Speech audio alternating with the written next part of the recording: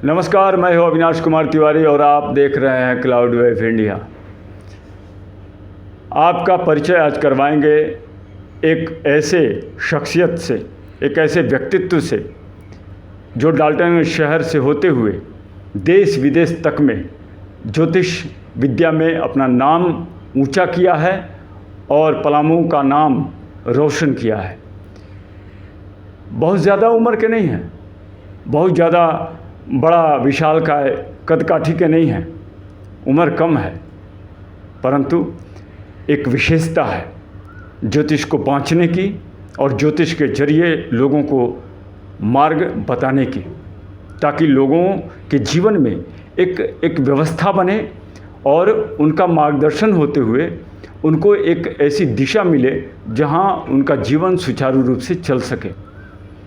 आज हम पंडित वीरेंद्र कुमार दुबे की बात कर रहे हैं, उनका परिचय आपके समक्ष रखने का प्रयास करते हैं। स्वागत है पंडित वीरेंद्र कुमार दुबे जी। स्वागत। ज्योतिष विद्या जी, आमतौर पर लोगों के समाज के सामने या लोगों के सामने ज्योतिष विद्या के बारे में कुछ असंतोष की भावना रहती है। ये माने झुठलाया नहीं जा सकता। असंतोष की भावना इसलिए कि क्या कर्म किए जी, हम ग्रहों के भरोसे, ज्योतिष के भरोसे अपना जीवन को बना सकते हैं क्या? क्या ऐसा है?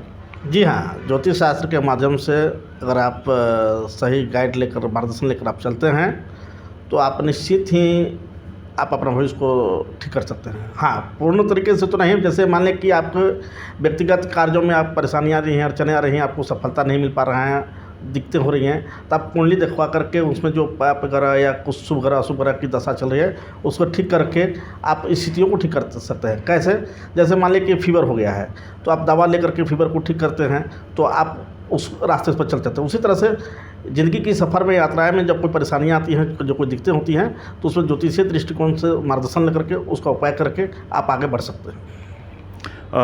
यानी कि ग्रहों की बात आ गई, ज्योतिष के मार्ग पर ग्रहों की बात आती है तो यानी कि जो होना है होगा, लेकिन उसका उपाय करके अच्छे को अच्छा और बुरे को कम बुरा बनाते हुए अपने जीवन को आगे बढ़ाया जा सकता है और राहत पाई जा सकती है।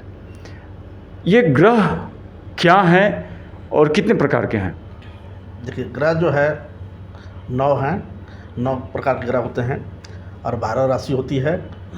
सभी ग्रहों का अपना प्रभाव है और कोई भी ग्रह अच्छा या बुरा नहीं होता है, बशर्ते जो व्यक्ति जन्म लेता है और जन्म लेने के आधार पर उसमें जो ग्रह बैठता है, उस ग्रह बैठने के आधार पर उस व्यक्तिगत कुंडली में डिसाइड किया जा सकता है कि उसके लिए कौन सा ग्रह अच्छा कार्य कर रहा है, कौन सा ग्रह बुरा कार्य कर रहा है। जो अच्छा ग्रह कार्य कर रहा है उसको बल दिया जाता है और जो बुरा काम करता है उसको कमज़ोर किया जाता है, ताकि उसके जीवन और आसान हो जाए। ये ग्रहों का खेल है। हमारी कुंडली बनती है और हमारी कुंडली हमारा भूत, भविष्य, वर्तमान सबको दिखा देती है। उसमें ग्रहों का खेल होता है। ग्रहों का अपनी बैठक होती है, ग्रहों की अपनी बैठक होती है, ग्रहों की अपनी दृष्टि होती है और ग्रहों की अपनी युति होती है। तो इसका भी प्रभाव पड़ता है क्या? बिल्कुल बिल्कुल। ग्रह की उपस्थिति बहुत इम्पोर्टेंट है कुंडली में। कौन ग्रह किस ग्रह के साथ युति हो रहा है और कौन ग्रह का कहाँ दृष्टि हो रहा है, इस पर निर्भर करता है। शुभ ग्रह की युति भी अच्छा माना गया है और अशुभ ग्रह की युति भी अच्छा माना गया है, बशर्ते ये है कि कौन मित्र ग्रह का अगर युति है तो श्रेष्ठ है और मित्र और शत्रु ग्रह की युति है तो गड़बड़ है। तो उस कुंडली में देखने के बाद डिसाइड होता है कि इनकी कुंडली में शुभ ग्रह की युति है या शुभ ग्रह की युति है या मित्र ग्रह की युति है या शत्रु ग्रह की युति है। ये कैसे पता चले पंडित जी कि कौन सा ग्रह फलाने जातक के लिए शुभ है और कौन सा ग्रह फलाने जातक के लिए अशुभ है? देखिए, ये तो कुंडली खुलने के बाद ही पर डिसाइड हो पाता है कि किसके लिए कौन सा ग्रह शुभ है, किसके लिए कौन सा ग्रह अशुभ है। बाकी आप पहले ही बता चुका हूँ कि कोई भी ग्रह खराब नहीं होते हैं, सभी ग्रह अच्छे हैं, बशर्ते कुंडली किसी व्यक्ति के, पार्टिकुलर व्यक्ति के कुंडली खोलने पर डिसाइड हो पाता है कि इस व्यक्ति के लिए ये ग्रह शुभ है, इस व्यक्ति के लिए ये ग्रह अशुभ है। ये 9 ग्रह कुंडली में घर होता है, भाव जिसको बोलते हैं कुंडलीय भाषा में, तो ये भाव कितने हैं? 12 भाव हैं, 12 भाव 12 राशि और ये 12 भाव में 9 ग्रह बैठते हैं अपना बैठ की जमाते हैं जी।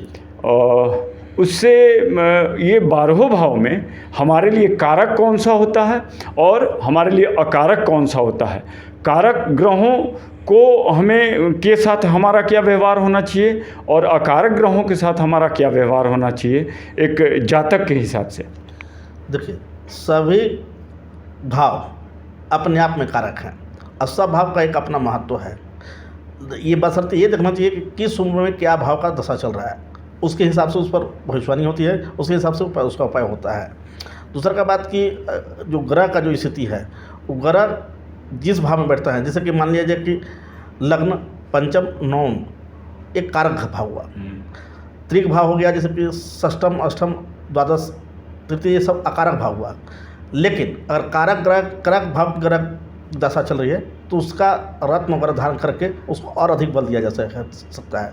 अगर अकारक ग्रह की दशा चल रही हो और अकारक ग्रह का फल निगेटिव फल दे रहे हैं तो उसकी रत्न नहीं धारण करेंगे, बल्कि उसका दान करेंगे, उससे संबंधित मंत्र का जाप करेंगे, उससे संबंधित उसका उपाय करेंगे तो उसे राहत मिलेगी, उसे सफलता मिलेगा। यानी कि कारक ग्रहों का रत्न धारण करके उसका बल बढ़ा करके उसका फ़ायदा अधिक से अधिक लिया जा सकता है और अकारक ग्रहों से संबंधित कुछ चीज़ों का दान करके उसको शांत करके उसका बुरा प्रभाव जो है कम पड़े, इसका उपाय किया जा सकता है। रत्न सारे ग्रहों के अलग अलग होते होंगे? जी हाँ, सभी ग्रह का अलग अलग रत्न है। 9 रत्न 84 उपरत्न है। जो व्यक्ति रत्न पहनने की स्थिति में नहीं है उनको उपरत्न पहनाया जाता है, उपरत्न का भी प्रभाव पड़ता है। जो रत्न और उपरत्न दोनों पहनने की स्थिति में नहीं है उनके लिए कारक ग्रह का उस कलर से संबंधित अगर वस्त्र धारण करें तो उससे भी आप लाभान्वित हो सकते हैं। सुना है ग्रहों के आधार पर कुछ जड़ों को भी धारण किया जा सकता है, उसका भी प्रभाव आता है, क्योंकि हर एक किसी के पास बजट नहीं होता है रत्न को खरीदने के लिए। तो ऐसे में क्या वृक्षों जो संबंधित ग्रह से संबंधित है उनकी जड़ों को धारण किया जा सकता है? जी हाँ, बिल्कुल, उससे संबंधित भी धारण किया जा सकता है। लेकिन जड़ों का जो मेरा जो व्यक्तिगत रिसर्च है उसका लाभ जो है धारण करने के रूप में बहुत कम मात्रा में उसका फल मिलता है, जितना रत्न को मिलता है उससे कहीं अधिक, जड़ से कहीं अधिक। अगर उस कारक ग्रह का अगर कलर का कपड़ा पहने तो उसका बल्कि ज़्यादा लाभ ले सकता है। कलर फैक्टर है और उस वस्त्र, उस रंग के वस्त्र को धारण किया जा सकता है और उसके जरिए ग्रहों को अपने अनुकूल या प्रतिकूल हो रहे ग्रहों को अपने ऊपर कम प्रतिकूलता पड़े उसकी, इस पर कार्य किया जा सकता है, इसको ध्यान में रखा जा सकता है और जीवन में लाभ लिया जा सकता है। ग्रहों के भाव, कुंडली, ग्रहों की स्थिति, बैठकी, कुंडली के भाव में जो होते हैं। अच्छा पंडित जी, सबसे महत्वपूर्ण चीज़ ये दृष्टि क्या होती है? ग्रहों की दृष्टि मतलब हमारी भी दृष्टि है, आपकी भी दृष्टि है, सबकी दृष्टि होती है, हम देख रहे होते हैं। ये ग्रह का देखना क्या चक्कर है? देखिए, ग्रहों का सब अपने ग्रहों का दृष्टि होती है। जैसे कि मंगल का दृष्टि 3 होता है, तो उससे देखिए पाप ग्रह का दृष्टि अशुभ माना जाता है, शुभ ग्रह का दृष्टि शुभ माना जाता है। जैसे बृहस्पति की जहाँ दृष्टि होगी वहाँ अच्छा फल परिणाम मिलेंगे, वही मंगल ग्रह और शनि ग्रह की जहाँ दृष्टि होगी वहाँ अशुभ परिणाम मिलेंगे। दूसरा का बात यह है कि अब ये देखना होता है कि दृष्टि में भी एक रीजन है कि अगर कारक ग्रह अपने अगर मित्र राशि को देख रहा है, मित्र भाव को देख रहा है तो अधिक फल मिलेंगे, शत्रु भाव को देख रहा है, नेगेटिव भाव को देख रहा है तो उस पर नेगेटिव परिणाम आते हैं। तो कुंडली पर देखने के बाद ही डिसाइड हो पाता है कि उसकी शुभ दृष्टि है या अशुभ दृष्टि है। मैं जानना चाह रहा हूँ एक्चुअली कि जो ग्रहों की दृष्टि है वो कौन कौन सी दृष्टि है? जैसे आपने कहा कि 3 दृष्टि होती है मंगल की, शनि की कितनी दृष्टि होती है, बृहस्पति की कितनी दृष्टि होती है, राहु की कितनी, सूर्य की कितनी, तो इस तरीके से थोड़ा सा प्रकाश डाला जाए। देखिए, मंगल की 3 दृष्टि होती है, पूर्ण दृष्टि की मैं बात कर रहा हूँ। बृहस्पति की भी 3 दृष्टि होती है, पूर्ण दृष्टि की बात कर रहा हूँ। कौन कौन सी? बृहस्पति की 5वीं 7वीं और 9वीं दृष्टि होती हैं जी। शनि की जो है तृतीय दृष्टि होती है, 7वीं दृष्टि होती है और 10वीं दृष्टि होती है। राहु केतु का भी 3 दृष्टि होता है और मंगल का भी तीसरी दृष्टि, मंगल का जो है 4थी दृष्टि होती है, फिर आपका 7वीं दृष्टि होती है और 8वीं दृष्टि होती है। और बाकी अन्य ग्रह का सिंगल दृष्टि होता है जो 7वीं दृष्टि होती है। ये पूर्ण दृष्टि हुई। पूर्ण दृष्टि और दृष्टि का प्रभाव पड़ता है। जी जी दृष्टि का प्रभाव पड़ता है जी। और ये भाव जो होते हैं जी। उस पर पड़ते हैं और उसके हिसाब से जी। ये फलदायी होते हैं। बहुत ही महत्वपूर्ण बात आपने बताई और इसके ज़रिए भाव और उसकी दृष्टि और उसको समझते हुए लोग उपाय कर सकते हैं और अपने जीवन को आगे बढ़ा सकते हैं, मार्गदर्शन पा सकते हैं। बहुत बहुत धन्यवाद। थैंक यू, धन्यवाद। और भी ऐसी ज्ञानवर्धक खबरों को देखने के लिए चैनल को जरूर लाइक करें, सब्सक्राइब करें और हाँ, बेल आइकन को भी जरूर क्लिक करें। धन्यवाद।